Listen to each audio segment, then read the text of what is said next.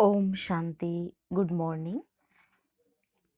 14 सितंबर 2020 के ईश्वरीय महावाक्य अर्थात मुरली सुनते हैं। आज बाबा कहते हैं, मीठे बच्चे, तुम अभी सच्ची सच्ची पाठशाला में बैठे हो। यह सत्संग भी है। यहाँ तुम्हें सत बाप का संग मिला है जो पार लगा देता है। बाबा ने कहा, मीठे बच्चे, तुम अभी सच्ची सच्ची पाठशाला में बैठे हो। यह सत्संग भी है। यहाँ तुम्हें सत बाप का संग मिला है जो पार लगा देता है। आज की मुरली में प्रश्न है, हिसाब किताब के खेल में मनुष्यों की समझ और तुम्हारी समझ में कौन सा अंतर है। हिसाब किताब के खेल में मनुष्यों की समझ और तुम्हारी समझ में कौन सा अंतर है। उत्तर है, बाबा ने कहा, मनुष्य समझते हैं यह जो दुख सुख का खेल चलता है, यह दुख सुख सब परमात्मा ही देते हैं, और तुम बच्चे समझते हो कि यह हर एक के कर्मों के हिसाब का खेल है। बाप किसी को भी दुख नहीं देते, वह तो आते ही है सुख का रास्ता बताने। बाबा कहते हैं, बच्चे, मैंने किसी को भी दुखी नहीं किया है, यह तो तुम्हारे ही कर्मों का फल है। मुरली में गीत बजा है, मुरली में गीत बजा है, इस पाप की दुनिया से कहीं दूर ले चल। ओम शांति। मीठे मीठे रूहानी बच्चों ने गीत सुना। किसको पुकारते हैं? बाप को। बाबा आकर इस पाप की कलयुगी दुनिया से सतयुगी पुण्य की दुनिया में ले चलो। अभी जीव आत्माएं सब कलयुगी हैं। उड़ों की बुद्धि ऊपर जाती है। बाप कहते हैं, मैं जो हूँ जैसा हूँ ऐसा कोई नहीं जानते हैं। ऋषि मुनि आदि भी कहते हैं, हम रचयिता मालिक अर्थात बेहद के बाप और उनकी बेहद की रचना के आदि मध्य अंत को नहीं जानते हैं। आत्माएं जहाँ रहती है वह है ब्रह्म महतत्व, जहाँ सूर्य चांद नहीं होते हैं, न मूल वतन न सूक्ष्म वतन में। बाकी इस मांडवे में तो बिजलियाँ आदि सब चाहिए ना, तो इस मांडवे को बिजली मिलती है। रात को चांद सितारे, दिन में सूर्य, यह है बत्तियाँ। इन बत्तियों के होते हुए भी अंधियारा कहा जाता है। रात को तो फिर भी बत्ती जलानी पड़ती है। सत्युग त्रेता को कहा जाता है दिन, और भक्ति मार्ग को कहा जाता है रात। यह भी समझ की बात है। नई दुनिया सो फिर पुरानी जरूर बनेगी, फिर नई होगी तो पुरानी का जरूर विनाश होगा। यह है बेहद की दुनिया। मकान भी कोई बहुत बड़े बड़े होते हैं। इन बत्तियों के होते हुए भी अंधियारा कहा जाता है। रात को तो फिर भी बत्ती जलानी पड़ती है। सत्युग त्रेता को कहा जाता है दिन, और भक्ति मार्ग को कहा जाता है रात। यह भी समझ की बात है। नई दुनिया सो फिर पुरानी जरूर बनेगी, फिर नई होगी तो पुरानी का जरूर विनाश होगा। यह है बेहद की दुनिया। मकान भी कोई बहुत बड़े बड़े होते हैं, राजाओं आदि के। यह है बेहद का घर, मांडवा अथवा स्टेज। इनको कर्म क्षेत्र भी कहा जाता है। कर्म तो जरूर करना होता है। सब मनुष्य के लिए यह कर्म क्षेत्र है। सबको कर्म करना ही है, पार्ट बजाना ही है। पाठ हर एक आत्मा को पहले से मिला हुआ है। तुम्हारे में भी कोई है जो इन बातों को अच्छी रीति से समझ सकते हैं। वास्तव में यह गीता पाठशाला है। पाठशाला में कभी बूढ़े आदि पढ़ते हैं क्या?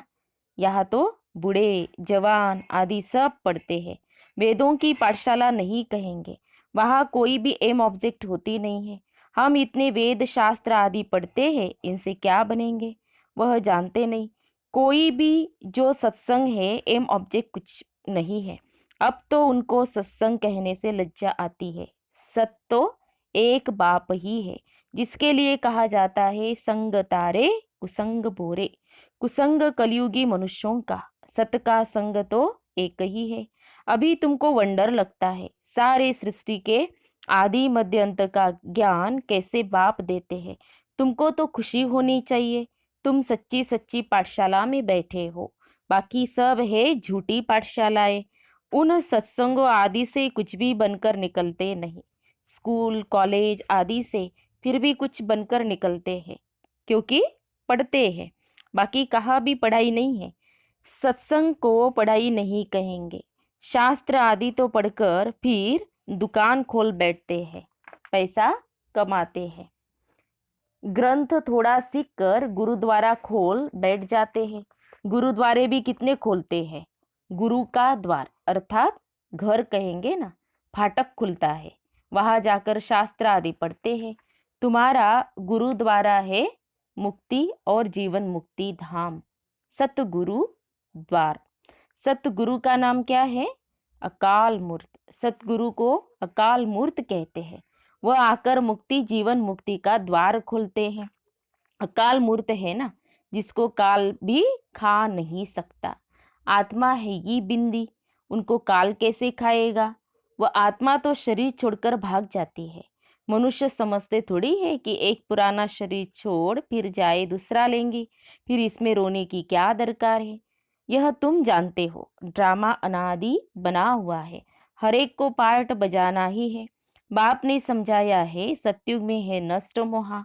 मोहजीत की भी कहानी है ना, पंडित लोग सुनाते हैं, माताएं भी सुन सुनकर फिर ग्रंथ रख बैठ जाती है सुनाने के लिए। बहुत मनुष्य जाकर सुनते हैं, उनको कहा जाता है कनरस। ड्रामा प्लान अनुसार मनुष्य तो कहेंगे हमारा दोष क्या है। बाप कहते हैं तुम हमको बुलाते हो कि दुख की दुनिया से ले जाओ, अब मैं आया हूँ तो मेरा सुनना चाहिए ना। बाप बच्चों को बैठ समझाते हैं, अच्छी मत मिलती है तो वो लेनी चाहिए ना। तुम्हारा भी कोई दोष नहीं है, यह भी ड्रामा था। राम राज्य रावण राज्य का खेल बना हुआ है।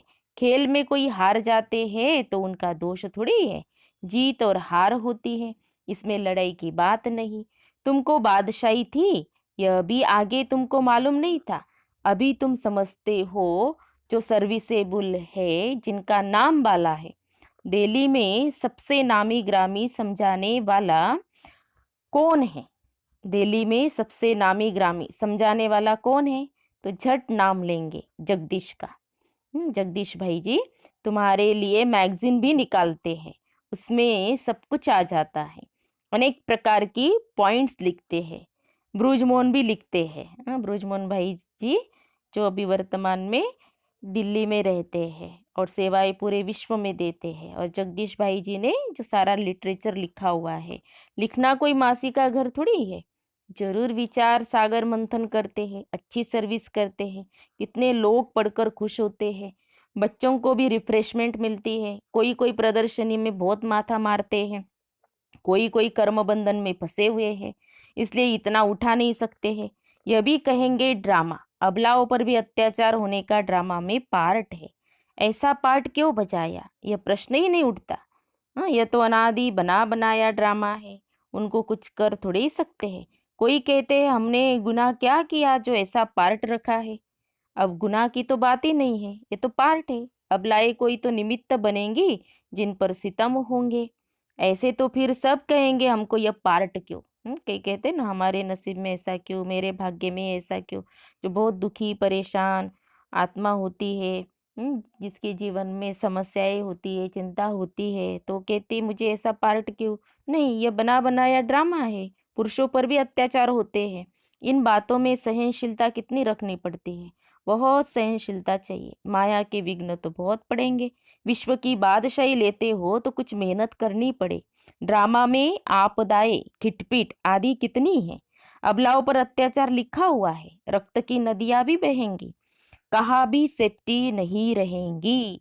अभी तो सुबह को क्लास आदि में जाते हो सेंटर्स पर, वह भी समय आएगा जो तुम बाहर निकल भी नहीं सकेंगे। देखो बाबा ने साकार में जब बाबा थे उस समय बाबा ने, शिव बाबा ने ये वाक्य महावाक्य उच्चारण किए कि ऐसा समय आएगा तुम बाहर भी नहीं निकल सकेंगे। हाँ, तो अभी देखो कोरोना के कारण सेंटर्स पर भी जा नहीं सकते हैं। तो दिन प्रतिदिन जमाना बिगड़ता जाता है और बिगड़ना है। दुख के दिन बहुत जोर से आएंगे, बीमारी आदि में दुख होता है तो फिर भगवान को याद करते पुकारते हैं। अभी तुमको मालूम है बाकी थोड़े दिन है, फिर हम अपने शांतिधाम सुखधाम जरूर जाएंगे। दुनिया को तो यह भी पता नहीं है। अभी तुम बच्चे फील करते हो ना, अभी बाप को पूरी रीति जान गए हैं। वह सब तो समझते हैं परमात्मा लिंग है, शिवलिंग की पूजा भी करते हैं। तुम शिव के मंदिर में जाते थे, कभी यह ख्याल किया कि शिवलिंग क्या चीज है? जरूर यह जड़ है तो चैतन्य भी होगा। यह तब क्या है?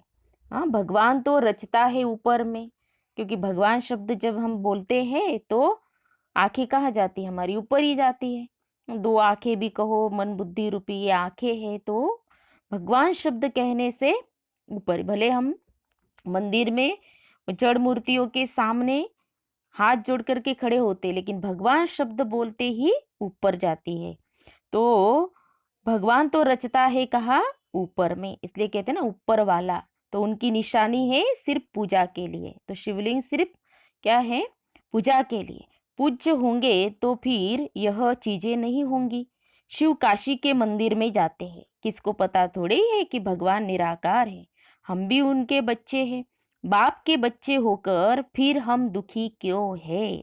बाप के बच्चे होकर फिर हम दुखी क्यों है? विचार करने की बात है ना। आत्मा कहती है हम परमात्मा की संतान है, फिर हम दुखी क्यों है? बाप तो है ही सुख देने वाला। बुलाते भी है, हे भगवान हमारे दुख मिटाओ। वो कैसे मिटाए?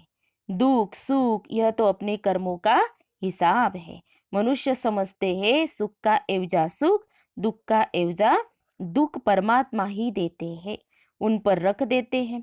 बाप कहते हैं मैं कभी दुख नहीं देता हूँ, मैं तो आधा कल्प के लिए सुख देकर जाता हूँ। यह फिर सुख और दुख का खेल है।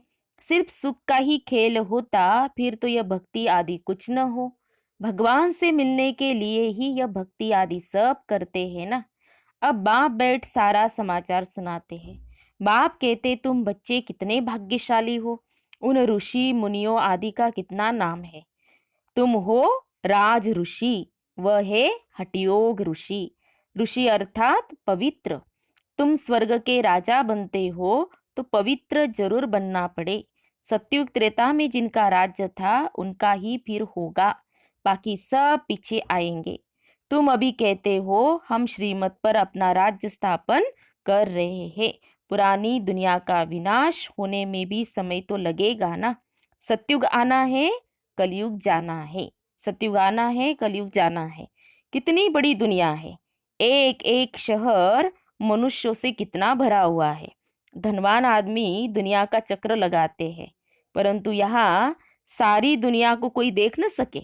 भले कितने भी धनवान हो तो भी सारी दुनिया को कोई देख न सके। हाँ, सतयुग में देख सकते हैं, क्योंकि सतयुग में है ही एक राज्य। इतने थोड़े राजा होंगे, और यहाँ तो देखो कितनी बड़ी दुनिया है।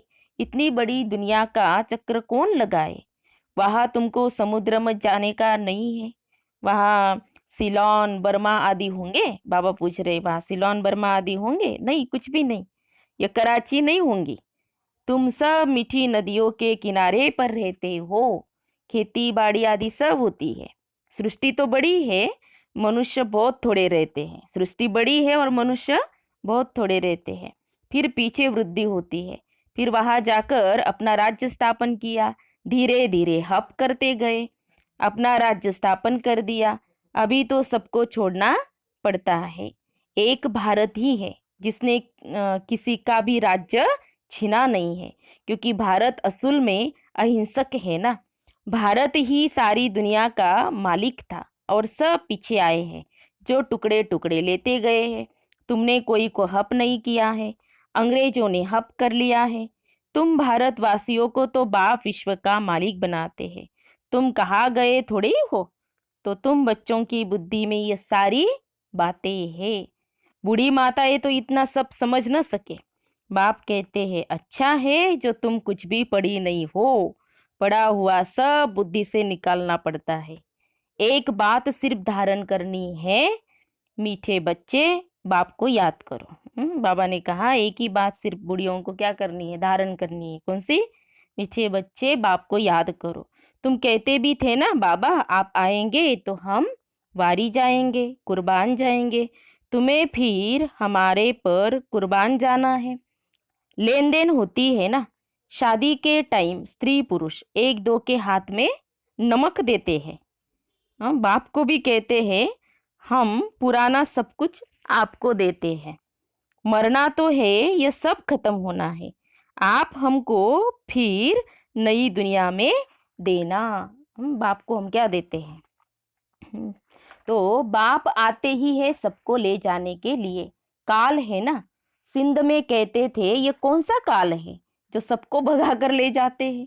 तुम बच्चे तो खुश होते हो, बाप आते ही है ले जाने के लिए। हम तो खुशी से अपने घर जाएंगे। सहन भी करना पड़ता है। अच्छे अच्छे बड़े बड़े घर की माताएं मारे खाती है। तुम सच्ची कमाई करते हो, मनुष्य थोड़ी जानते हैं। वह ही कलयुगी शूद्र संप्रदाय और तुम हो संगम युगी पुरुषोत्तम। बाबा कहते हैं वह है ये कलयुगी शूद्र संप्रदाय और तुम हो संगम युगी पुरुषोत्तम बन रहे हो। जानते हो पहले नंबर में पुरुषोत्तम यह लक्ष्मी नारायण है ना, फिर डिग्री कम होती जाएंगी, ऊपर से नीचे आते रहेंगे, फिर आहिस्ते आहिस्ते गिरते रहेंगे। इस समय सब गिर चुके हैं, झाड़ पुराना हो चुका है, तना सड़ गया है, अब फिर स्थापना होती है। फाउंडेशन लगता है ना, कलम कितना छोटा होता है, फिर उनसे कितना बड़ा झाड़ बढ़ जाता है। यह भी झाड़ है। सतयुग में बहुत छोटा झाड़ होता है, अब कितना बड़ा झाड़ है। वैरायटी फुल कितने हैं मनुष्य सृष्टि के। बाबा कहते वैरायटी फुल कितने हैं मनुष्य सृष्टि के। एक ही झाड़ में कितनी वैरायटी है। अनेक वैरायटी धर्मों का झाड़ है मनुष्यों का। एक सूरत न मिले दूसरे से, एक न मिले दूसरे से और एक सूरत न मिले दूसरे से। बना बनाया ड्रामा है ना, एक जैसा पार्ट कोई का हो नहीं सकता। इनको कहा जाता है कुदरती बना बनाया बेहद का ड्रामा। इनमें भी बनावट बहुत है। जो चीज रियल होती है वह खत्म भी होती है। बाबा ने बहुत सुंदर बात बताई कि जो चीज रियल होती है वह खत्म भी होती है, फिर 5000 वर्ष के बाद रियलिटी में आएंगे। चित्र आदि भी कोई रियल बने हुए थोड़ी है। ब्रह्मा की भी शक्ल फिर 5000 वर्ष बाद तुम देखेंगे। इस ड्रामा के राज को समझने में बुद्धि बड़ी विशाल चाहिए। और कुछ न समझो, सिर्फ एक बात बुद्धि में रखो। बाबा ने पूरा सार बताया अभी। और कुछ भी न समझो तो सिर्फ एक बात बुद्धि में रखो, एक शिव बाबा दूसरा न कोई।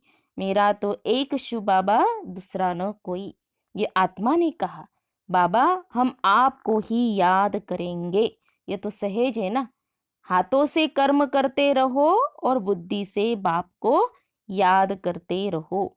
हाथों से कर्म करते रहो और बुद्धि से बाप को याद करते रहो। अच्छा मीठे मीठे सिखी लदे बच्चों प्रति माता पिता बाप दादा का याद प्यार और गुड मॉर्निंग। रूहानी बाप की रूहानी बच्चों को नमस्ते। हम रूहानी बच्चों की रूहानी बाप दादा को याद प्यार और नमस्ते नमस्ते। ओम शांति ओम शांति ओम शांति।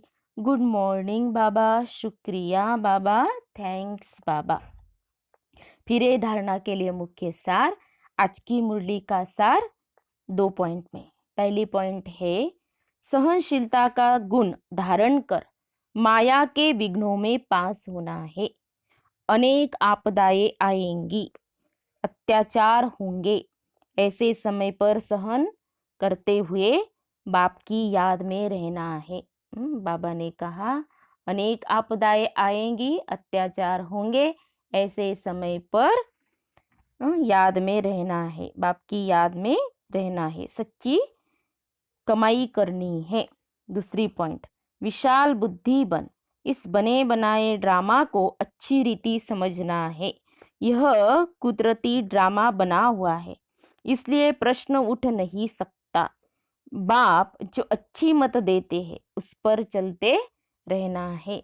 बाप जो अच्छी मत देते हैं उस पर चलते रहना है।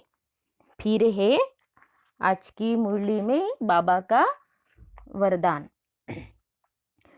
बाप समान वरदानी बन, हरेक के दिल को आराम देने वाले मास्टर दिलाराम भव। बाप समान वरदानी बन, हरेक के दिल को आराम देने वाले मास्टर दिलाराम भव। स्पष्टीकरण है, जो बाप समान वरदानी मूर्त बच्चे हैं वह कभी किसी की कमजोरी को नहीं देखते, वह सबके ऊपर रहमदिल होते हैं। जैसे बाप किसी की कमजोरियां दिल पर नहीं रखते, ऐसे वरदानी बच्चे भी किसी की कमजोरी दिल में धारण नहीं करते। वे हरेक की दिल को आराम देने वाले मास्टर दिलाराम होते हैं। इसलिए साथी हो या प्रजा, सभी उनका गुणगान करते हैं। सभी के अंदर से यही आशीर्वाद निकलती है कि यह हमारे सदा स्नेही सहयोगी है। फिर स्लोगन है, संगम युग पर श्रेष्ठ आत्मा वह है जो सदा बेफिक्र बादशाह है। संगम युग पर श्रेष्ठ आत्मा वह है जो सदा बेफिक्र बादशाह है। तो ये थे प्यारे बाबा के मधुर महावाक्य, ईश्वरीय महावाक्य। आज भी बाबा ने हम बच्चों को बहुत मधुर शिक्षाएं, सुंदर शिक्षाएं दी है। तो सभी आज की मुरली से 5 स्वमान जरूर निकालेंगे। और विशेष बाबा ने जो कहा है कि आज बाबा ने कौन सा पाठ पक्का कराया कि सुख और दुख जो भी होता है वो सब हमारे कर्मों का हिसाब किताब है, उसके कारण ही हमें सुख दुख मिलता है। और बाबा के जो बच्चे हैं और जो मनुष्य आत्माएं हैं, जो अज्ञानी आत्माएं हैं, उनमें क्या अंतर है कि वही बाबा के बच्चे ये सोचेंगे कि जो भी हमारे साथ हिसाब किताब है तो ये हमारे ही कर्मों का है, और दुनिया वाले यही समझते कि जो भी हमें मिल रहा है वो सब भगवान दे रहा है। तो ये अंतर है। तो आज की मुरली से 5 स्वमान आप जरूर निकालेंगे। अच्छा, ओम शांति, ओम शांति, ओम शांति।